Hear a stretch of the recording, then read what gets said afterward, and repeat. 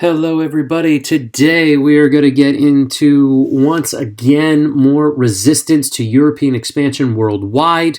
And this time we're going to talk about Queen Ana Nzinga, who specifically working on resisting the Europeans in Africa. So the Portuguese are going to be very active in what is Central and Southern Africa.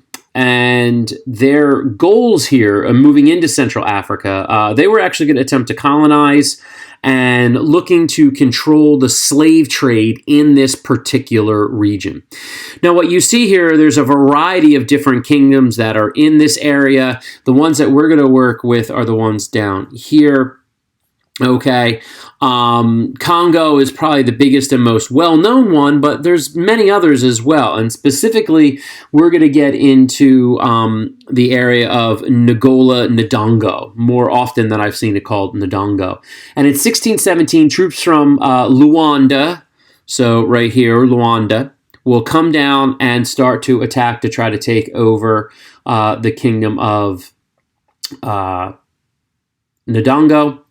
And the king at that time, Ndola Mbandi, is forced to actually go into hiding.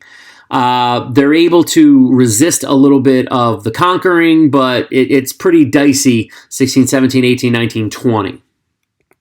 However, in 1621, the king is actually going to send his sister, Nzinga, to negotiate a peace treaty with the Portuguese, which she will successfully do. So in 1621, there is kind of an agreement, okay, we're down here in Ndongo, you're over there in Congo, and we can try to coexist.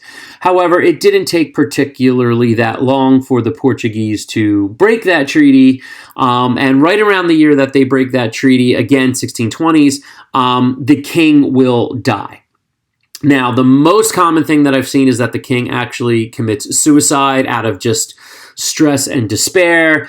Others point to the fact that Nzinga had her brother killed so she could take power. I haven't seen a ton of sources about that, but I've come across it. So I think more often in the case of the records that we have is that the king committed suicide and his sister was crowned queen. Now, Nzinga is a very interesting figure. She has lots of challenges, as often did female rulers of this era. And so one of the things that she did, going way back, kind of employing the actions of Hatshepsut in Egypt, is that she will often depict herself as a man because many were not willing to accept her as a female ruler. But one of the other big things is she actually was trained to ride a horse and to fight, and so she would actually lead her troops into battle. She learned how to use a number of weapons, and so she wouldn't just kind of sit back. Now, she would be protected to a certain degree by a bodyguard and whatnot, but this is a big deal. Leading your troops into battle is always a great way to show leadership. She also took multiple husbands to, again, kind of assert what men would normally take multiple wives, so she's going to take husbands, and to really put herself in a position of just strong leadership. So, pretty impressive. Now, she doesn't just have to deal with the Portuguese, okay? She's also dealing with other African states. Even the Dutch are kind of floating around in this area that she's going to be able to work with them a little bit. So she's got both to protect her kingdom, Ndongo, as well as dealing with these other incursions. And so early on, she actually will form an alliance with the Portuguese. So the whole idea is that I'll work with you to keep these other African nations at bay as long as my nation gets to continue to exist. And actually, a way to seal that is she is baptized and becomes a Christian. As you can see, the picture over here on the left of Nzinga getting her baptism. And that's when she takes the name Ana de Souza Nzinga Mbande. So Ana Nzinga, as she's commonly known as. And initially this works very, very well. They're able to curb attacks from the outside. They have kind of a tentative agreement, but it only lasts for a few years, and the the Portuguese double cross her in 1626. They invade, and she is actually forced to flee out of Ndongo. And at this point, you would think she's done, but oh no. She actually is going to move into Matamba, which is over here on the right. Okay. And she's able to conquer Matamba and get a good chunk of Ndongo, which is over here, back into her empire. And that's why she's oftenly called the ruler of Ndongo Matamba. And she is able to keep the Portuguese out. She actually uses the Dutch as an ally to keep the Portuguese at bay. And her main thing is she is going to focus on trade. She wants to make Matamba a regional trade power. And what happens is Matamba becomes the place where goods from the interior of Africa will come. And this is going to be important. I'll get into it more in a moment.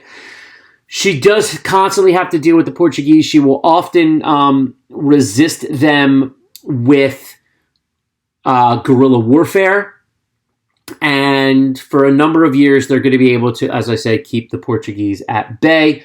And she also is going to be big on spreading Christianity, which would have a very large influence and is still very influential in the southern portion of Africa today.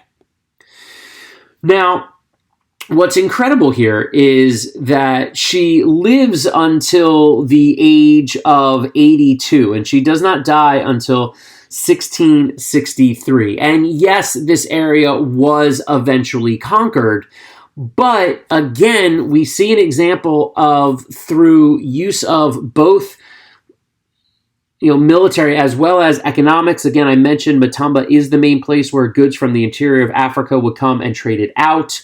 And that's actually one of the reasons why it's left alone for so while. She makes it a strong central area in which trade was huge. And the fact of the matter is, as we know, most of what is being done in this area is economic related. And so Matamba is able to grow for a long time. Other groups would also resist this area. The Ndongo Matamba was not be the only one.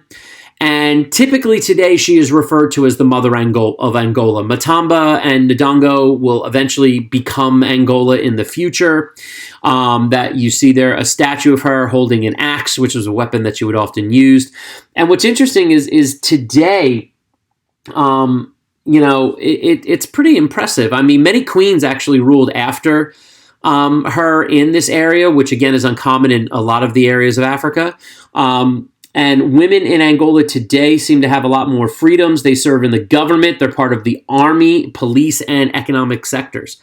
And so this is a tremendous influence that she had. And it's really, really impressive. And it's important to understand that, again, Europeans didn't show up and just conquer everything. It took them centuries to do it, and there's going to be people that are fighting along the way.